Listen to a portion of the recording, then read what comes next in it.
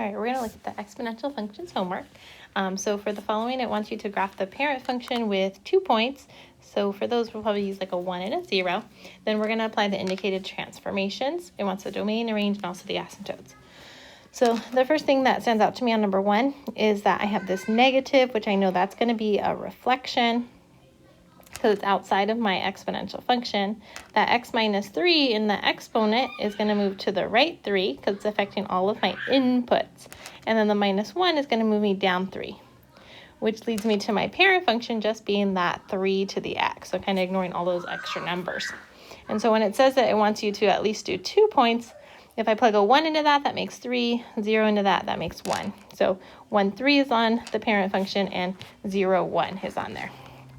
And I also know that I have that horizontal asymptote at y equals 0. So just keeping that in mind.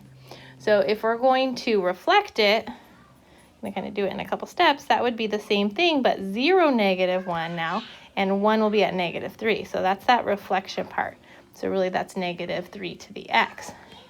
Now we're shifting that whole thing to the right 3 and down, not 3, that's down 1, sorry. So when it goes down 1 like that, I know my horizontal asymptote is no longer going to be the x-axis or y equals 0. It's going to be at y equals negative 1. So that's my asymptote. I'm going to write it down there. And all my points have to move to the right 3 and down 1. So I was at 0, negative 1. If I move to the right 3 and then down 1, that puts me here. And then the point that was at 1, negative 3, if that moves to the right 3 spaces and then down 1, it'll put me right here. So the graph that I'm talking about, if I connect those two guys and then follow the asymptote, it would be something like that, a little smoother, connected, and then going off. So it should look just like that original blue one, but again, it's been reflected, shifted to the right 3 and down 1. So the parent function, we know that's 3 to the x, and then my domain, that's negative infinity to infinity, because I can plug in anything for my exponent. And then the range is going to go down forever. So again, we write this as little to big, so bottom to top, negative infinity up to negative 1, and it does not touch negative 1. All right, for this next one, it's actually number 2. This one has a reflection over the y-axis because that negative is inside affecting those x's directly. So they're all going to go on the opposite side. And then we're going to move up 2. And that's all based off of the parent function. It's still 3 to the x. So if I plot that parent function on there, I'm going to do the same using the blue, 0, 1, 1, 3. So this is the guy we're talking about. And so since our negatives are being made opposites or reflected, we're still going to be at 0, 1, but now negative 1 is what gets us 3. So just that little like flip-flop reflection, that's what that guy looks like. This is, again, 3 to the negative x. So if we're going to move that whole guy up 2, again, the thing I like to keep in mind is my horizontal asymptote. So if I go up 1 space, that's going to now be at y equals 1. That's my horizontal guy. Make sure that you're writing your equation of an asymptote as a line. And then all my points have to move up 2. Again, I'm moving the guys that were on the red one that was reflected. So up 2 spaces, negative 1, 3 would now be at negative 1, 5. 0, 1 would now be at 0, 3. And so I'm going to connect those guys and then follow along that horizontal asymptote. So it should look something like that. All right, scooting over to number 3. Now this time we have that 1/3 in there. So remember how that's going to kind of already be falling because as you plug in larger and larger x values, the denominator is going to grow a lot. So I'm going to put my parent function over here so you can be reminded about what that means. So if I plug in a 0 and a 1, 1/3 to the 0 makes 1. 1 in there gets me 1/3. So for the parent function, again, I'll be at 0, 1, and 1 gets me about a third, about there. Am I connecting those dots there? You can also think about it as that 3 to the negative x that we just did, where we're just reflecting over that y-axis. So either way, you want to think about that. And so then the other stuff, the negative, is reflecting us over the x-axis. The +1 is moving us left 1, and the -2 is moving us down 2. So I'm going to deal with that reflection piece first. So if I reflect that over, I'll be at 0, -1, and 1 will be at -1/3. So I'm drawing it dotted just because it's not my final yet. But this is going to be the -1/3 to the x. So now all my points, I want to move left 1 down 2. So left 1 down 2 spaces, and then left 1 down 2 spaces.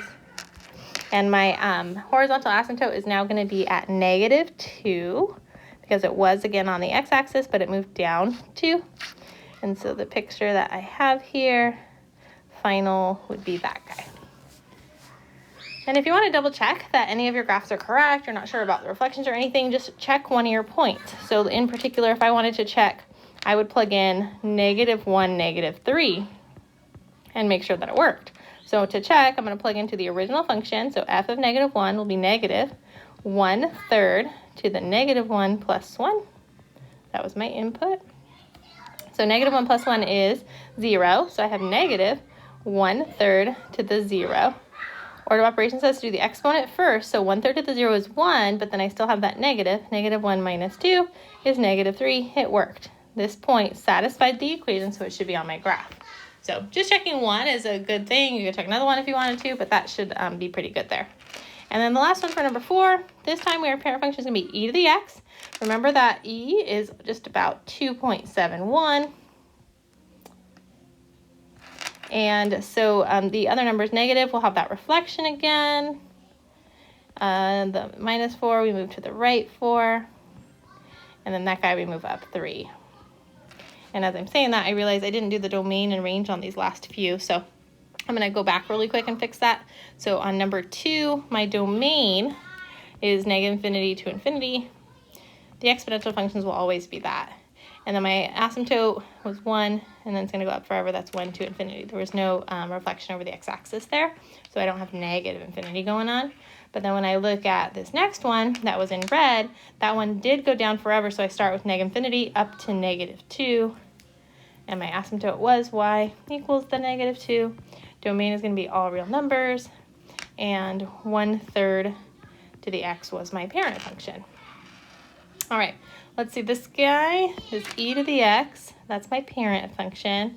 So I'll just put in a 1 and a 0, gets me my nice basic shape there. So e to the 1 is about 2.71, and then e to the 0 is equal to 1. So 0, 1 again, and then at 1 we're getting really close to 3. So that's my parent function. I'll just draw that dotted there. So that's my e to the x. And so I need to reflect it. I'm going to, again, do that first. I like getting that out of the way. So 0, -1's on there, and then 1, -2.7. Drawing it dotted because it's not my final guy. That is just -e to the x. So I'm going to move all my points to the right 4 and up 3. So to the right 1, 2, 3, 4, and up 3. And then to the right 1, 2, 3, 4, up 1, 2, 3 spaces. And our asymptote is going to now be at 3 because it was on the x-axis, so if it went up 3, it would be there. And I'm going to draw it in black here, so connecting these dots here. Going down forever because it had that reflection, and then getting closer to the x-axis.